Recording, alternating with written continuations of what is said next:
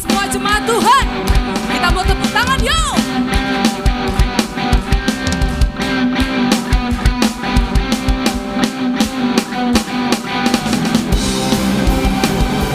Sama-sama dengan saya kita mau puji Tuhan.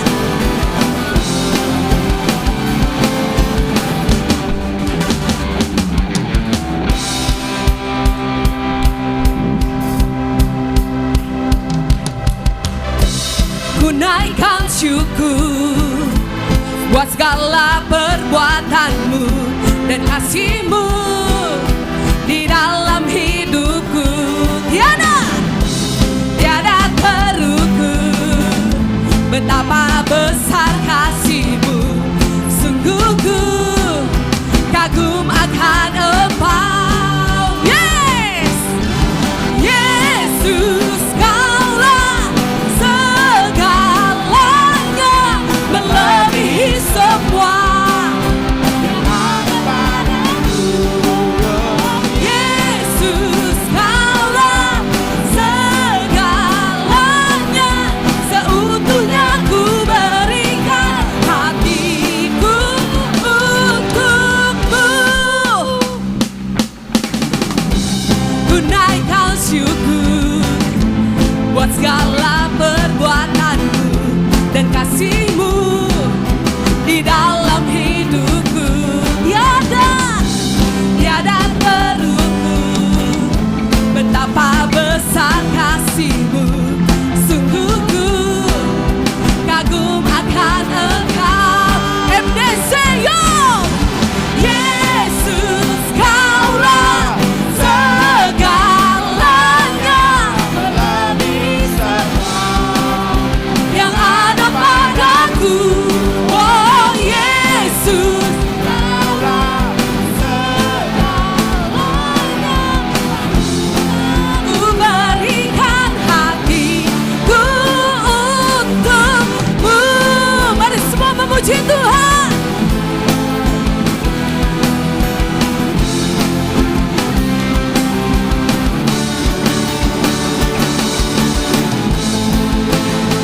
Haleluya. Mulut kami memuji-Mu Tuhan. Mari angkat tangannya bersama-sama dengan saya yuk. Yesus, Kaulah segalanya, melebihi semua yang ada padaku. Sekali lagi yuk. Yesus, Kaulah segalanya, seutuhnya ku berikan hati. Semua MDC lomba. Yesus, Kaulah segalanya, melebihi semua yang ada padaku. Oh Yesus, Kaulah segalanya, seutuhnya ku berikan hatiku untuk. Seutuhnya ku berikan hatiku untuk. Seutuhnya ku berikan. Haleluya.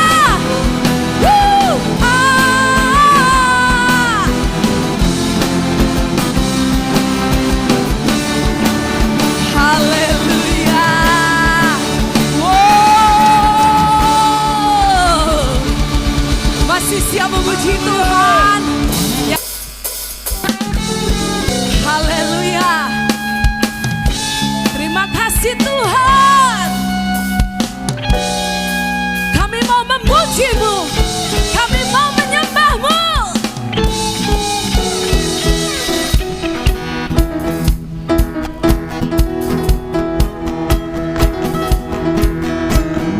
Tuhan baik di dalam hidupku, selalu setia di sepanjang hidupku. Nyatalah perbuatanmu, amin. Kaulah sukacitaku. Yes. Tuhan baik di dalam hidupku, selalu setia di sepanjang hidupku. Nyatalah perbuatanmu, Kau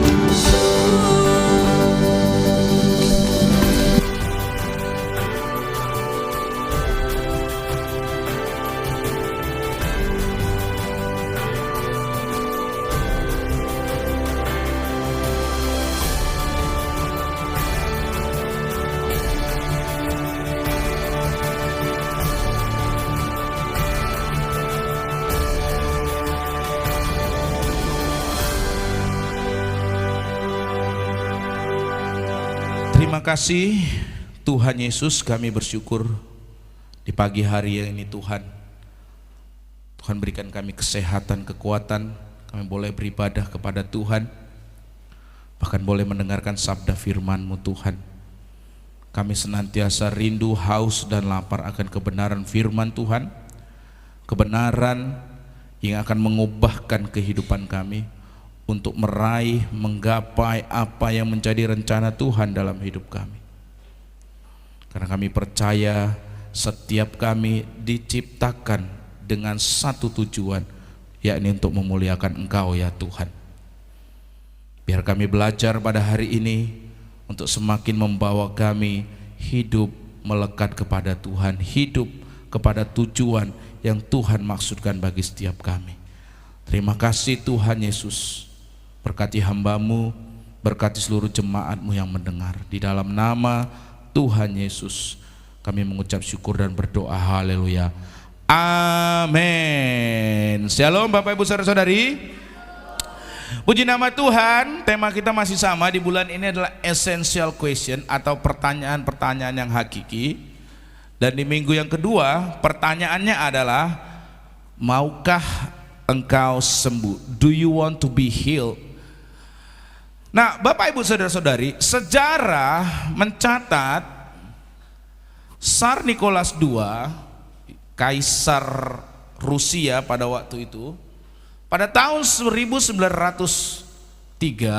Tsar Nicholas itu berjalan-jalan di taman di dalam istana Kremlin. Nah, waktu dia di dalam berjalan-jalan di taman itu, ia melihat seorang tentara pengawal berdiri tegak dengan sikap siaga di salah satu sudut dari taman di istananya. Keberadaan pengawal ini tentu menarik perhatian bagi sang raja. Kok taman di sudut lagi dijaga seorang pengawal, ada penjaganya. Oleh karena itu ia mendatangi prajurit pengawal tersebut dan bertanya, "Prajurit, apa yang kau jaga?" Prajurit itu menjawab, "Saya tidak tahu apa yang saya jaga," katanya. Mendengar jawaban yang janggal tersebut, Tsar Nicholas bertanya lagi, "Kalau begitu, mengapa engkau berada di sini, berada di tempat itu?" Prajurit tadi menjawab, "Kapten saya yang memerintahkan saya untuk berada di pos jaga ini, di sudut taman tadi."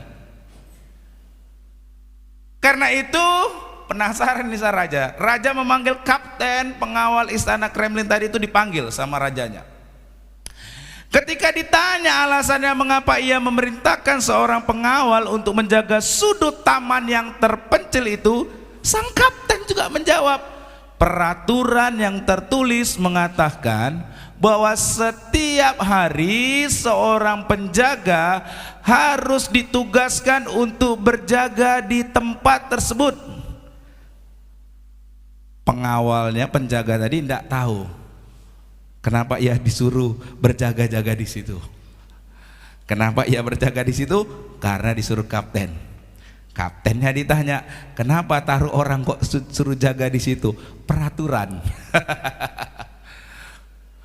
Mendengar jawaban dari sang kapten, maka Tsar Nicholas itu memerintahkan agar dilakukan penyelidikan tentang alasan dari peraturan tadi. Sebab tempat yang dijaga oleh prajurit pengawal itu adalah sebuah sudut taman yang sepi dan tersembunyi, bukan pintu gerbang atau lokasi yang penting. Ternyata sesudah diselidiki, didapati bahwa tidak seorang pun pegawai istana yang mengetahui alasan dari peraturan tersebut. Tidak ada yang tahu, saudara. Nggak ada yang tahu. Kenapa kok ada penjaga yang berjaga di sudut taman gitu? Peraturan. Kenapa nggak ada yang tahu? Karena itulah dilakukan penelitian atas arsip-arsip dalam perpustakaan di sana. Setelah itu, setelah dilakukan penelitian, baru diperoleh jawabannya kenapa kok ada seorang penjaga yang berjaga di sudut taman itu. Didapati bahwa pada tahun 1776 Ratu Rusia pada waktu itu yang bernama Catherine yang Agung pernah menanam serumpun pohon mawar di sudut taman itu. Sang ratu memerintahkan agar pengawal ditempatkan di sudut taman agar tidak ada yang menginjak pohon kesayangannya itu. Oh, rupanya kenapa ada pengawal yang berjaga-jaga itu? Karena waktu ratu waktu itu nanam pohon mawar supaya tidak ada yang menginjak, penjaga suruh jaga di situ. 200 tahun pun berlalu, ratunya udah wafat, apalagi mawarnya saudara, nggak tahu ya kan, mawarnya pasti tidak ada lagi. Tapi ternyata setiap hari seorang penjaga masih tetap ditugaskan untuk mengawal tempat tersebut. Anda bayangkan ini kekonyolan yang terjadi saudara. Ratunya udah wafat, pohon mawarnya pun nggak tahu ada apa enggak, masih aja ada orang atau penjaga yang disuruh berjaga-jaga di situ. Kenapa? Karena peraturan. Peristiwa sejarah ini memberi pelajaran kepada kita tentang apa? Betapa mudahnya bagi orang untuk terjebak ke dalam satu kebiasaan. Karena terjebak, tak tahu lagi dia memikirkan alasan, tujuan dari apa yang ia kerjakan, karena udah biasa. Bapak Ibu saudara-saudari, alhasil sesudah 200 tahun berlalu, para pengawal ini tetap menjaga salah satu sudut taman di dalam istana Kremlin itu tanpa mengetahui maksud dari apa yang mereka lakukan. Dan peristiwa ini menjelaskan juga bahwa perubahan tidak akan terjadi dengan sendirinya. Amin. Anda bayangkan, peraturan tersebut tidak berubah dengan sendirinya, bahkan dilanjutkan terus-menerus. Pelajarannya adalah apa? Perubahan itu tidak akan terjadi dengan sendirinya. Katakan kanan kiri saudara, perubahan itu tidak terjadi dengan sendirinya. Bos bilang, katakan kanan kiri saudara, perubahan itu tidak akan terjadi dengan sendirinya, tidak akan pernah terjadi dengan sendirinya. Sama seperti cerita ini, peraturan tersebut tak berubah dengan sendirinya, bahkan masih diteruskan sesudah 200 tahun berlalu saudara. 200 tahun berlalu tanpa ada perubahan terhadap peraturan yang dibuat oleh Ratu Catherine ini. Sebagai akibat, walaupun pohon mawar yang ia tanam di situ sudah tidak ada lagi, tetapi orang terus menempatkan seorang penjaga di tempat tersebut. Memang suatu peraturan itu tidak akan berubah dengan sendirinya. Hanya apabila ada orang yang bertindak melakukan perubahan, baru peraturan tersebut akan berubah. Kalau tidak ada yang bertindak merubah peraturan tersebut, 200 tahun berlalu, bisa jadi 300, 400, 500 tahun tetap saja dilakukan saudara. Nah, hal yang sama juga berlaku bagi kehidupan manusia. Tanpa kesediaan untuk berubah, maka kehidupannya tidak akan mengalami perubahan yang bersifat positif. Saya ulangi, tanpa kesediaan untuk berubah, maka kehidupannya tidak akan mengalami perubahan yang bersifat positif.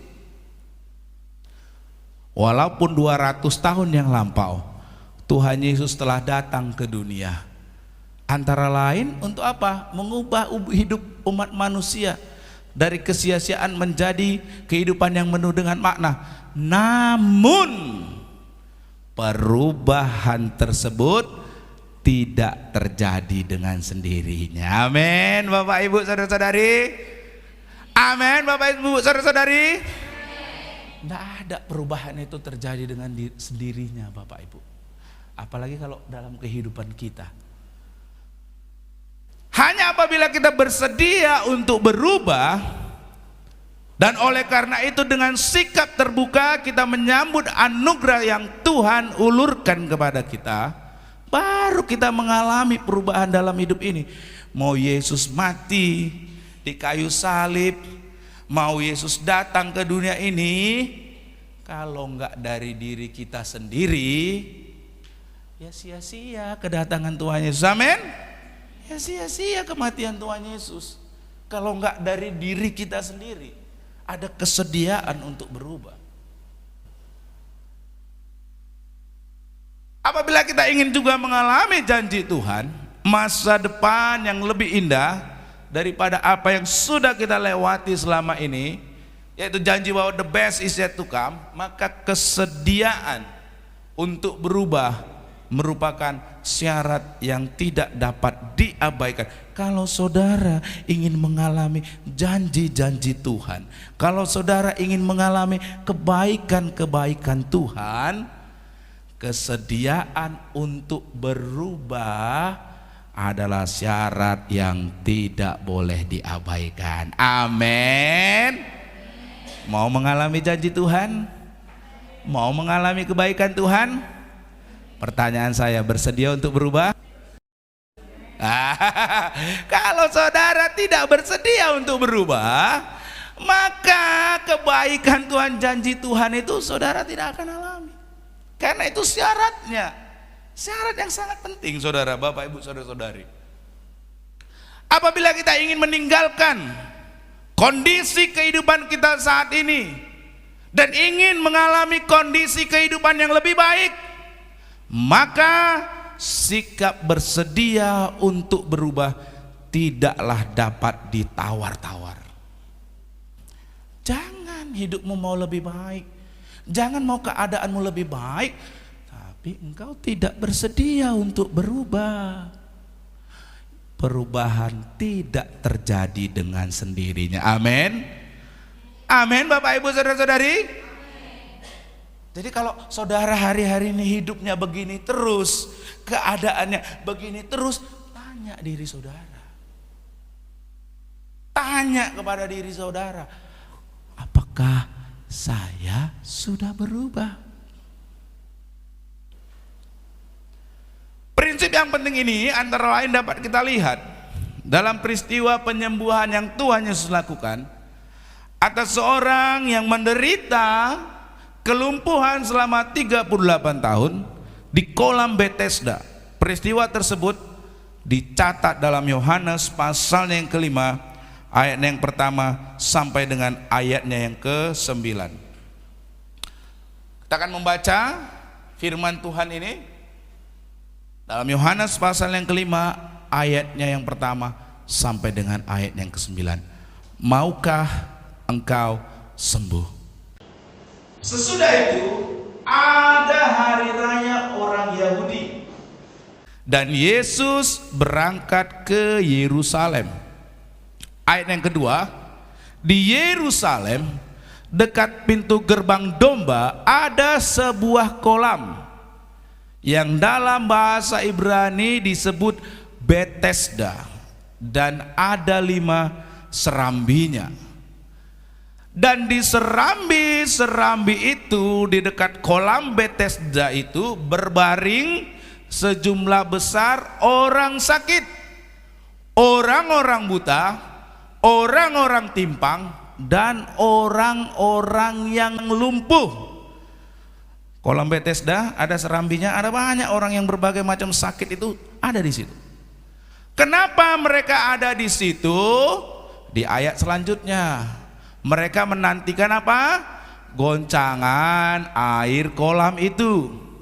Ayat 4. Sebab sewaktu-waktu turun malaikat Tuhan ke kolam itu dan menggoncangkan air itu, barang siapa yang terdahulu masuk ke dalamnya sesudah goncangan air itu menjadi sembuh, apapun juga penyakitnya. Jadi wajar kalau di dekat situ banyak orang yang sakit itu mengharapkan untuk bisa masuk ke kolam situ. Wajar di tempat itu ramai gitu orang-orang yang sakit ya Bapak Ibu.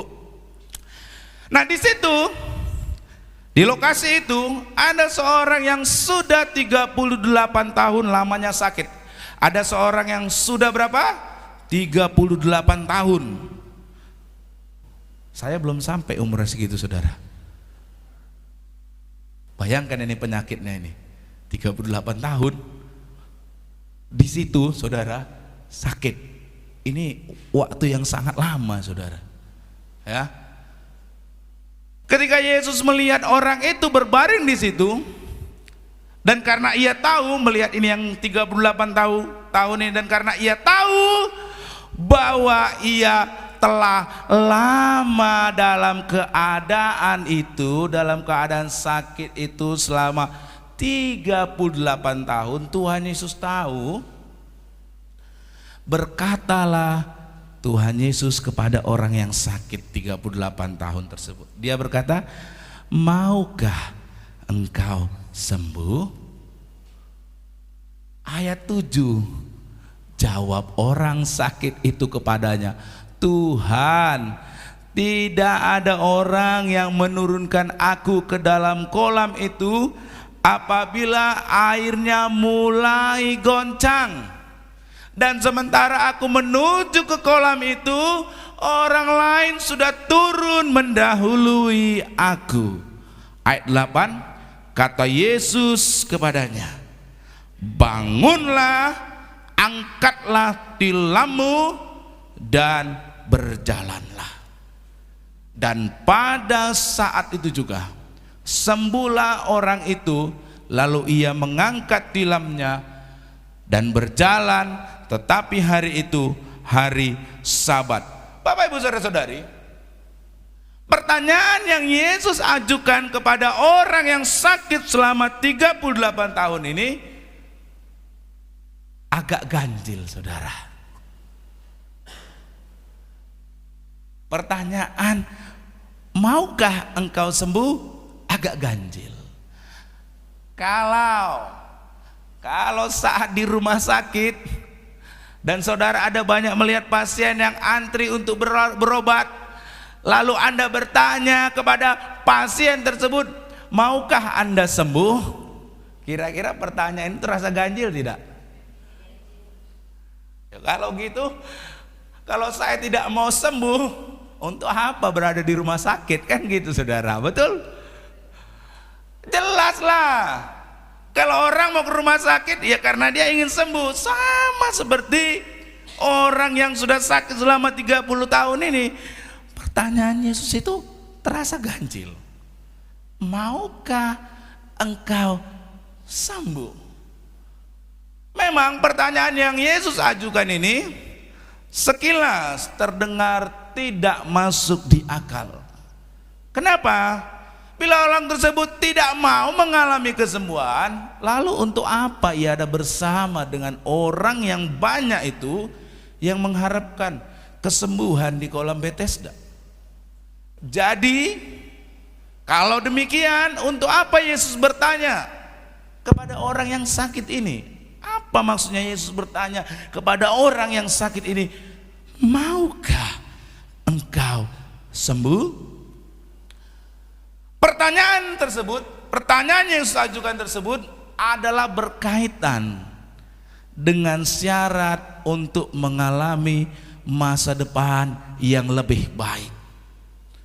Keadaan yang lebih baik, yaitu kondisi jasmania yang dipulihkan atau mengalami kesembuhan. Nah, berdasarkan percakapan yang Tuhan Yesus lakukan ini kepada orang sakit di kolam Bethesda ini, agar kita juga mengalami hari depan yang lebih baik sama seperti orang tersebut, kesembuhan dari kondisi kehidupan kita, kehidupan rumah tangga kita menjadi lebih baik, pekerjaan, relasi keuangan, keadaan jasmania maupun rohania kita menjadi lebih baik.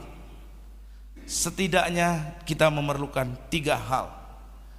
Yang pertama, agar kehidupan kita menjadi lebih baik, Yang pertama adalah diperlukan kesediaan untuk berubah. Katakan kanan kiri saudara, untuk mengalami masa depan yang lebih baik diperlukan kesediaan untuk berubah. Diperlukan apa Bapak Ibu? Saudara sama seperti orang yang sakit ini. Untuk ia mengalami kesembuhan, mengalami masa depan yang lebih baik, diperlukan yang pertama kesediaan untuk berubah. Perubahan tidak akan terjadi dengan sendirinya, amin. Perubahan dari orang yang gak bisa main musik berubah menjadi orang main musik itu gak bisa terjadi dengan sendirinya. Betul? Ada gitu orang yang gak bisa main musik tiba-tiba bisa jadi main musik. Ada? Ada Bapak Ibu? Ada. Gak mungkin berubah dengan sendirinya. Perubahan itu tidak akan terjadi dengan sendirinya, khususnya perubahan ke arah yang lebih baik. Tapi lain halnya dengan perubahan ke arah yang lebih buruk.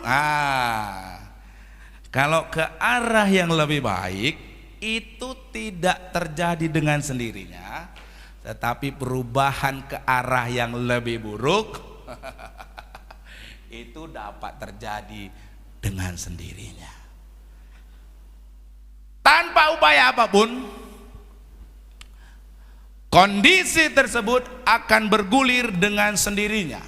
Kenapa? Di dunia ini berlaku hukum termodinamika.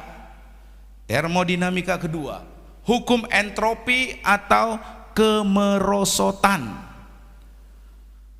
Itulah hukum atau prinsip bahwa semua yang ada di dunia ini bersifat merosot. Sebagai contoh, kalau muka Anda mau cantik, ada upayanya, betul? Pakai MS Glow atau apalah itu, atau entah apa, nggak ngerti lah saya pokoknya. Tapi kalau saudara tidak merawat muka Anda, nggak pernah dicuci, dibiarkan, tambah cantik apa tambah jelek wajah saudara? Tambah apa saudara? Jelek. Itulah yang dimaksudkan ke arah yang lebih baik perlu upaya. Tapi kalau ke arah yang lebih buruk nggak perlu upaya, dibiarkan saja, akan merosot dengan sendirinya. Sebagai contoh juga taman di halaman rumah. Siapa sih yang punya bunga gitu, atau taman bunga di belakang rumah atau di depan rumahnya? Biarkanlah tanaman itu atau taman itu dalam keadaan tidak terawat. Apa yang terjadi? Keindahan dari taman itu akan merosot dengan sendirinya. Ia akan dipenuhi dengan apa? Semak belukar dan lumpur liar akan tumbuh dengan sendirinya. Mungkinkah taman itu kalau saudara nggak rawat berubah ke arah yang lebih baik dengan sendirinya?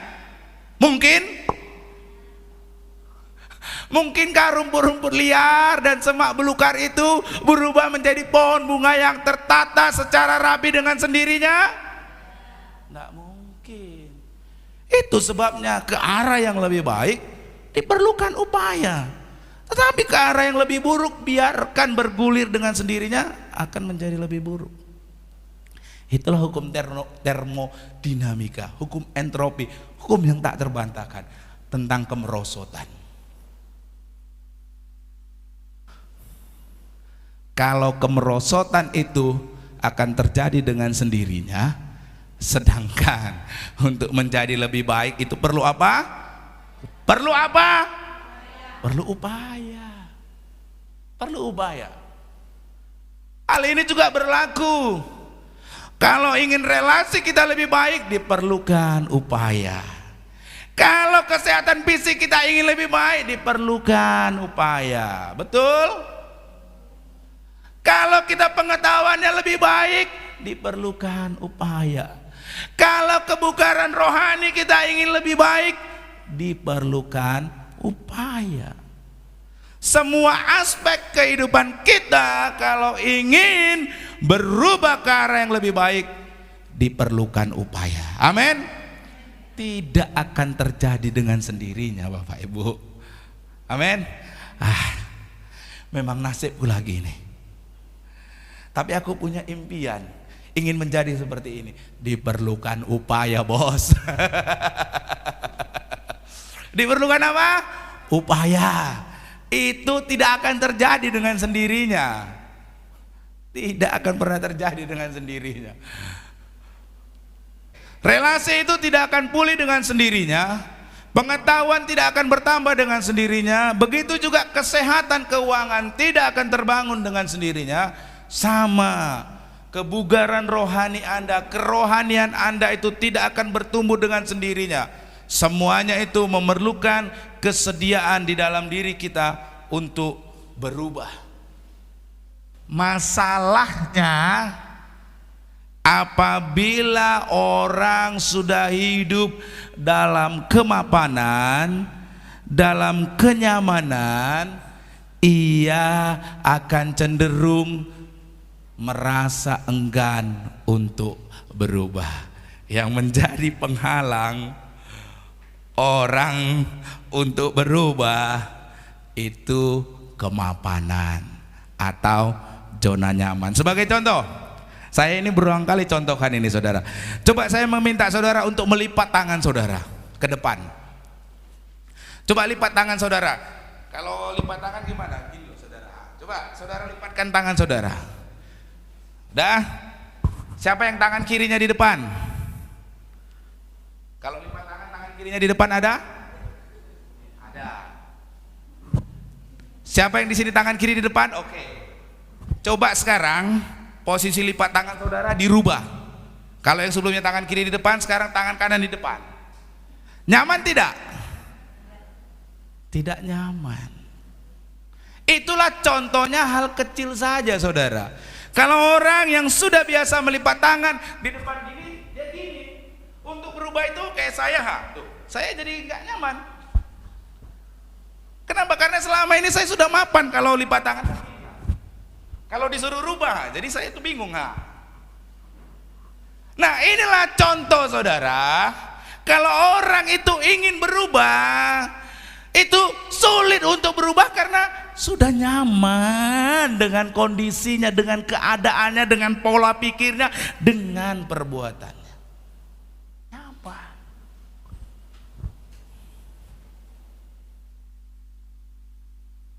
Dan memang keluar dari zona nyaman atau comfort zone adalah hal yang tidak mudah. Itu sebabnya orang yang menderita sakit selama 30 tahun tersebut, yang di kolam Bethesda tua tersebut, Yesus bertanya, maukah engkau sembuh? Mengapa Yesus mengajukan pertanyaan tersebut? Karena Yesus tahu, seperti yang di ayat 7 tadi, bahwa orang yang sakit tadi telah lama dalam keadaan seperti itu. Udah nyaman dia dengan sakitnya Bapak Ibu. Udah 38 tahun. Nyaman dengan keadaan itu Bapak Ibu. Mari kita bertanya, kenapa kehidupan kita dalam keuangan, kesehatan fisik, relasi, dan yang lainnya kok nggak mengalami perubahannya? Oh, mungkin karena saya sudah nyaman dengan yang ada sekarang.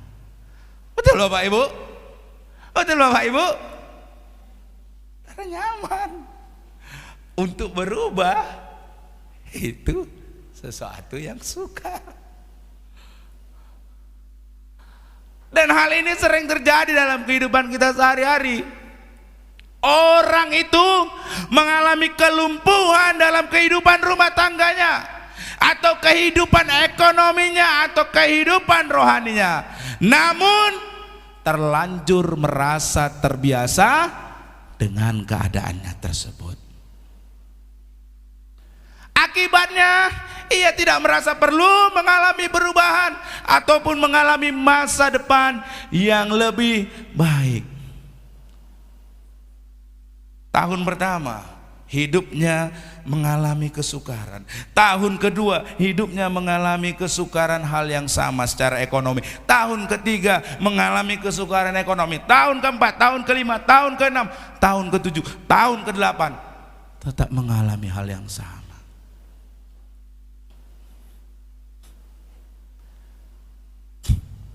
Saya sering melihat ini, bahkan di dekat lingkungan saya melihat orang yang seperti ini.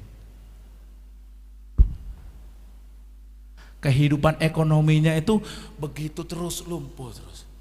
Tetapi dia terlanjur apa? Ya memang udah beginilah nasib hidup saya. Mau apa dikata? Memang beginilah keadaan. Itulah zona nyaman tadi. Sudah terlanjur merasa terbiasa. Tahun pertama, tahun kedua, tahun ketiga, tahun keempat, tahun kelima, 6, 7 sampai dengan yang sekarang. Keadaan ekonominya tidak berubah. Kenapa? Terlanjur terbiasa. Ya mau gimana? Mau apa lagi yang diperbuat? Mau ini ndak bisa. Ini. Karena itu ia tidak merasa perlu mengalami perubahan.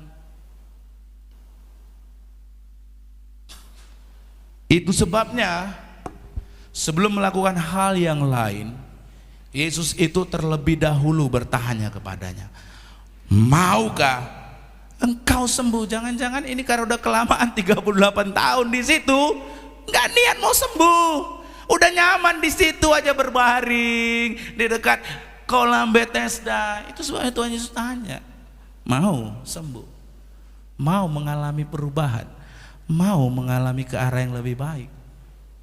Kenapa? Orang tersebut sudah 38 tahun dalam keadaan nyaman dengan di situ. Pertanyaan yang sama Tuhan sedang bertanya kepada diri kita, Bapak Ibu Saudara-saudari. Maukah engkau sembuh? Maukah engkau mengalami perubahan? Maukah engkau mengalami masa depan yang lebih baik? Atau engkau sudah nyaman dengan keadaanmu saat ini? Ekonomimu, kehidupan rumah tanggamu, relasimu, atau engkau sudah nyaman? Kalau engkau ingin mengalami perubahan, mengalami masa depan yang lebih baik, engkau harus bersedia meninggalkan kemapanan. Engkau harus bersedia untuk berubah. Amin. Amin. Katakan kanan kiri saudara, bersedia untuk berubah. Kalau engkau ingin mengalami janji Tuhan, mengalami sesuatu yang lebih baik, maukah engkau mengalami perubahan itu? Mengalami kebaikan Tuhan itu, yang pertama diperlukan kesediaan untuk berubah. Yang kedua, diperlukan kesediaan untuk tidak menyalahkan lingkungan, untuk mengalami hari depan yang lebih baik, masa depan yang lebih baik. Nih, diperlukan kesediaan untuk tidak menyalahkan lingkungan. Puji nama Tuhan. Prinsip ini penting, sebab pada umumnya orang memiliki kecenderungan untuk apa? Melepas tanggung jawab dan menyalahkan lingkungan atas keadaan yang ia alami. Salah satu game yang paling banyak disukai orang adalah apa? Blame game. Apa itu blame game? Itulah sikap seseorang yang dengan mudah mempersalahkan atau blaming situasi atau orang lain atas keadaan yang ia alami. Kenapa? Kok sulit mendapatkan pekerjaan? Iya, habisnya aku sudah masukkan lamaran, memang pabriknya aja itu kejam orangnya, nggak mau menerima. Tuh, yang disalahkan pabriknya. Itulah blaming game. Wah, itu memang si anu aja itu yang nggak mau melakukan ini. Itu orang lain atau situasi yang disalahkan atas keadaan yang ia alami. untuk saudara mengalami hari depan yang lebih baik, diperlukan kesediaan untuk tidak menyalahkan lingkungan, konteks, situasi ataupun orang. McConnell di dalam bukunya Blame Game menceritakan tentang 2 orang pemudi yang menuntut restoran McDonald. Ini nyata, ini saudara buka aja nanti di Google. Dengan alasan ya bahwa restoran tersebut mengakibatkan mereka kelebihan berat badan. Yang salah ini McDonald katanya. Terdengar konyol, tapi ini benar-benar terjadi di New York, Amerika. Badannya yang gemuk, yang disalahkan McDonald. Apa mereka bilang dalam tuntutannya? Oh, McDonald sih nggak bilang kalau makan makanan mereka itu nanti badan akan bertambah berat. Nggak bilang sih kalau udah mencoba mengkonsumsi McDonald nanti candu sama McDonald, jadinya kami beli terus. Yang disalahkan ya McDonald ya saudara, bukan dirinya sendiri. Itulah blame game. Blame game. Stipo di dalam bukunya Creatures of Habit, dia berkata, if you really want to do something, you will find a way. If you don't, you will find an excuse. Bila Anda sungguh-sungguh ingin melakukan sesuatu, Anda pasti akan menemukan jalannya. Kalau pengen sesuatu itu pasti menemukan jalannya. Tapi kalau saudara tidak ingin melakukannya, maka Anda akan menemukan apa? Alasan, excuse. Untuk apa? Menghindarinya. Betul nggak saudara? Betul kan? Kalau saudara menginginkan sesuatu, pasti saudara akan menemukan jalannya. Betul tidak? Begitu juga kalau Anda tidak ingin melakukannya, pasti banyak alasannya. Yang itulah, yang inilah, yang onolah, dan yang lainnya. Demikian pula jika saudara tidak ingin mengalami perubahan, maka saudara pun dengan mudah akan menemukan alasan untuk menghindari perubahan tersebut. Ayo, kenapa kau nggak pernah lagi beribadah kepada Tuhan? Gimana Pak mau beribadah? Istriku diajak beribadah nggak mau. Tuh yang disalahkan siapa? Ya kalau istrinya nggak pergi, ya pergi aja sendiri. Betul tidak? Tapi yang disalahkan apa? Mencari alasan. Ayo beribadah kepada Tuhan. Ayo Pak, nggak bisa beribadah. Kenapa? Itu istriku lo nggak mau. Dia lebih pergi membeli untuk jalan-jalan. Yang disalahkan siapa? Istrinya. Padahal ya biarkan aja istrinya mau jalan-jalan, Anda bisa tetap beribadah. Itu contoh kecilnya saudara. Itu contoh kecilnya. Bahwa kalau kita tidak ingin mengalami perubahan, kita pasti itu akan menemukan alasan, pakai alasan untuk menghindari perubahan tersebut. Dan ada kalanya blame game. Gimana lah Pak, ekonomi saya mau mengalami kemajuan. Tuh istri saya loh Pak, istri saya suka belanja. Pertanyaan saya, istrinya kalau nggak belanja sayur, nggak belanja ikan, mau makan apa bos? Tapi dia selalu bilang istrinya tuh.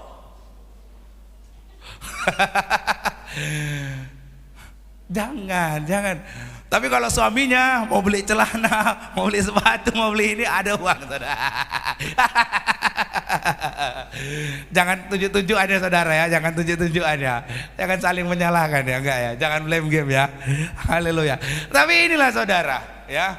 Kalau orang tidak ingin mengalami perubahan, biasanya dia menyalahkan lingkungan, menyalahkan situasi demi menghindari perubahan tersebut. Hal inilah yang sama yang juga terjadi kepada orang yang mengalami sakit selama 38 tahun. Ketika Tuhan Yesus tanya, maukah engkau sembuh? Harusnya ada dua aja jawabannya. Iya atau tidak? Benar kan? Kan ditanya, maukah engkau sembuh? Jawabannya iya atau tidak. Tetapi orang yang sakit selama 38 tahun tidak memilih kedua jawaban tersebut. Malah ia menjawab dengan yang lain. Apa dia bilang? Tuhan, tidak ada orang yang menurunkan aku ke dalam kolam itu apabila airnya mulai goncang, dan sementara aku menuju kolam itu orang lain sudah mendahului. Artinya ia menyalahkan keadaan, situasi. Ia menyalahkan orang lain. Ia menyalahkan orang lain yang lebih dahulu masuk ke kolam.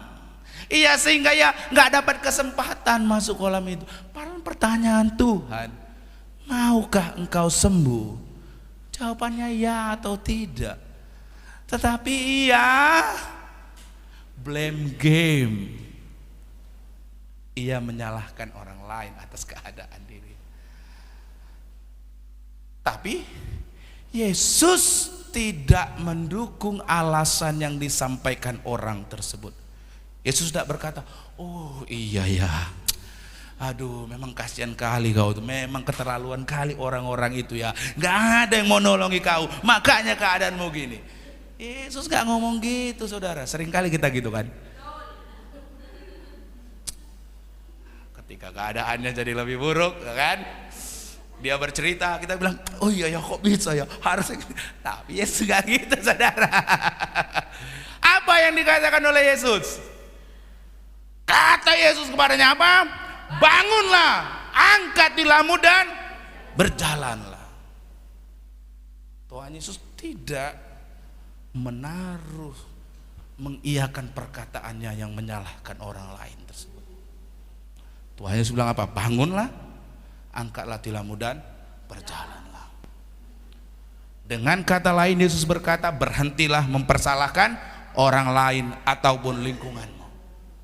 Hal yang sama Yesus juga utarakan kepada kita, Bapak Ibu saudara-saudari, berhentilah melakukan blame game dan bersikaplah bertanggung jawab atas.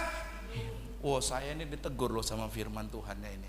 Bener loh, ada satu persoalan dalam hidup saya ini yang karena situasi ini, nih Bu Istinop tahu nih, saya tuh menyalahkan situasinya, kenapa saya tidak melakukan ini. Terakhir saya, iya juga Tuhan, memang nih blame game ini mendarah daging rupanya. Menyalahkan situasi, menyalahkan orang lain atas keadaan yang saya alami. Berhenti.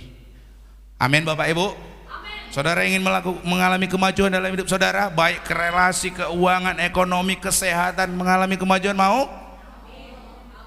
Berhenti mempersalahkan orang lain. Amin. Berhenti apa? Blaming game. Colek dulu kanan kirinya saudara. Berhenti mempersalahkan orang lain, berhenti menyalahkan orang lain. Bertanggung jawablah. Bertanggung jawab. Bertanggung jawab. Dan yang ketiga, yang pertama diperlukan kesediaan untuk berubah, yang kedua diperlukan untuk tidak menyalahkan lingkungan atas keadaan yang ia alami, dan yang ketiga diperlukan kesediaan untuk bertindak.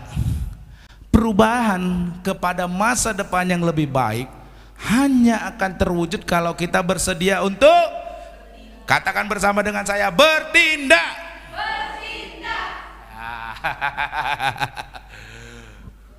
Tindakan seperti itulah yang diperlukan untuk mengalami kesembuhan sesudah orang datang berobat kepada seorang dokter. Siapa sih yang pernah berobat kepada seorang dokter? Kita kayaknya pernah semua ya. Kalau saudara sedang sakit, saudara datang kepada seorang dokter, betul? Biasanya apa yang dilakukan oleh dokternya?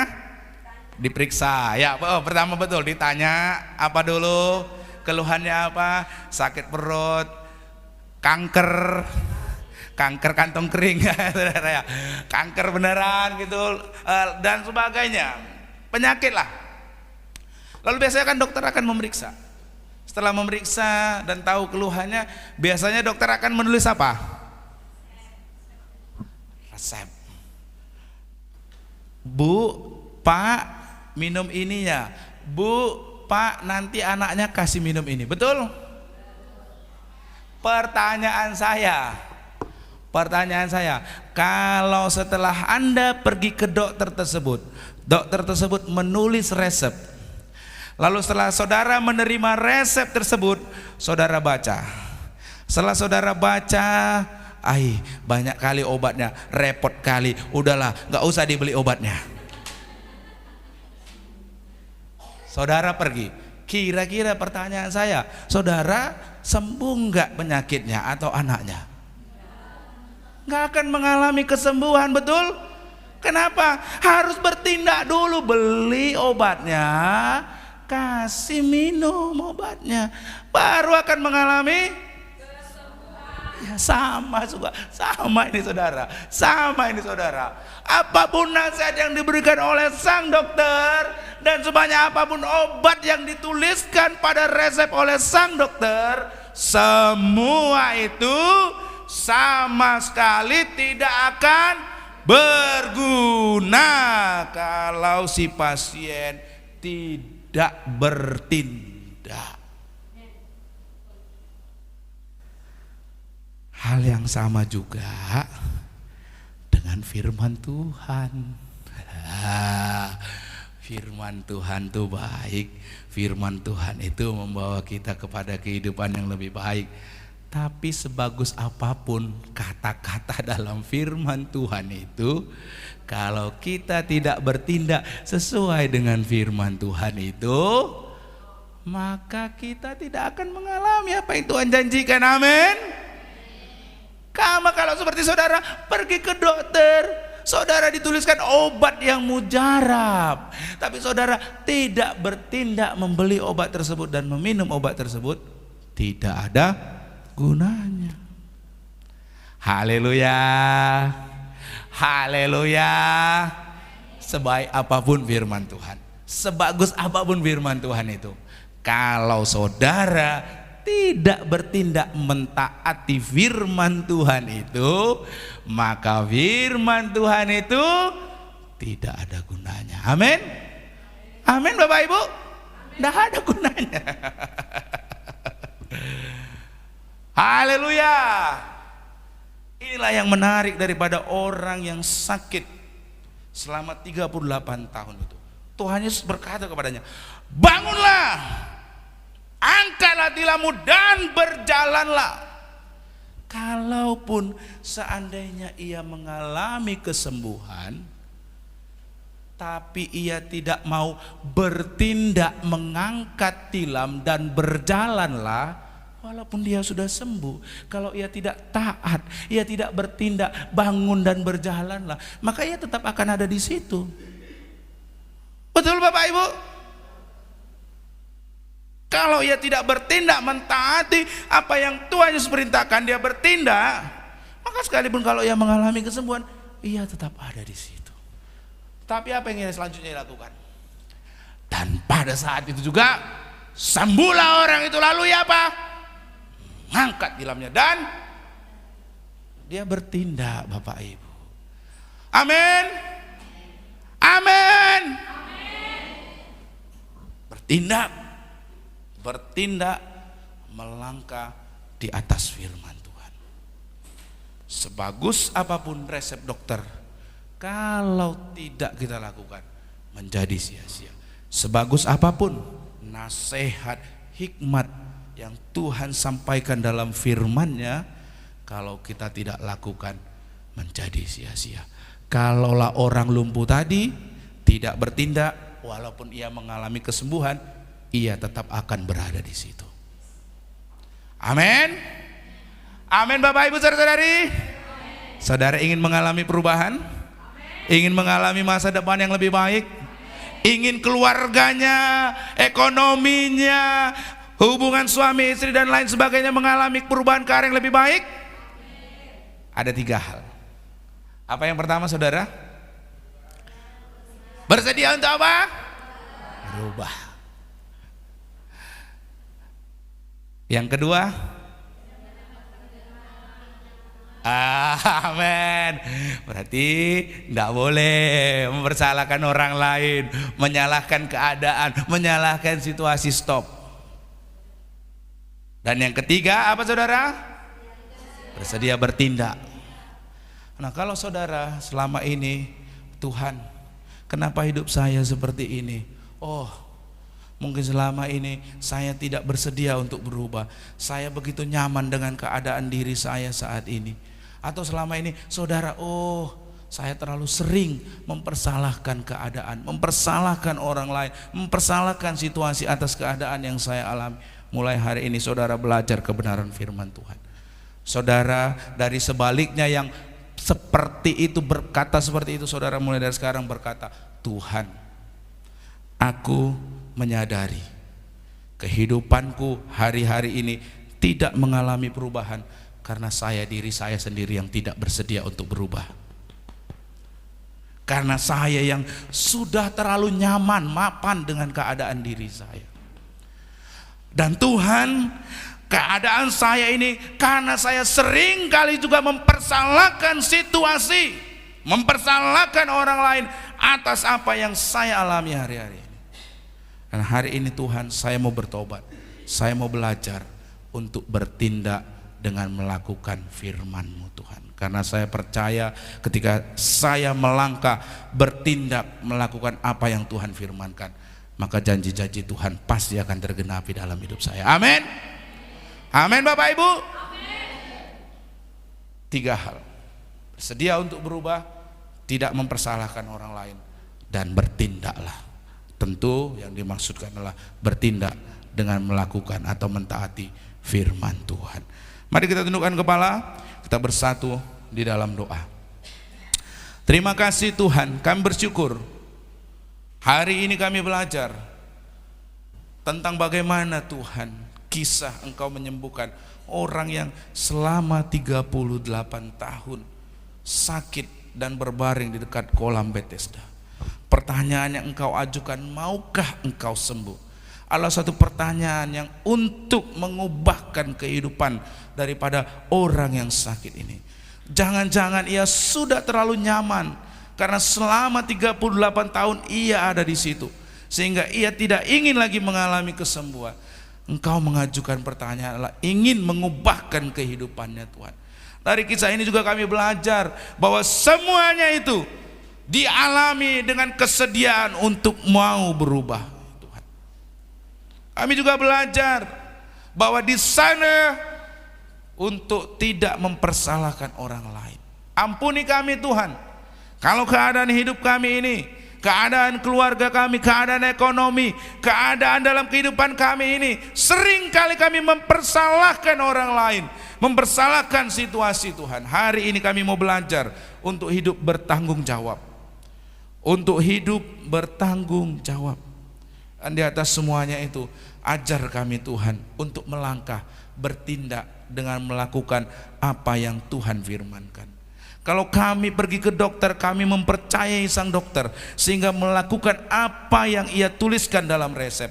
Kami juga Tuhan, kalau kami mempercayai Engkau, Allah yang maha kuasa, Allah yang ajaib, apa yang Kau tuliskan lewat firman-Mu haruslah kami kerjakan, haruslah kami lakukan, haruslah kami bertindak mengikutinya.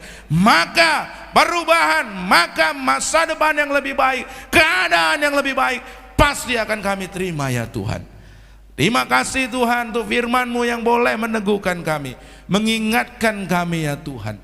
Dan di atas segalanya ya Tuhan, kami rindu Tuhan untuk apa yang sudah kami dengar ini menjadi satu kesaksian ya Tuhan. Hidup kami mengalami perubahannya Bapa.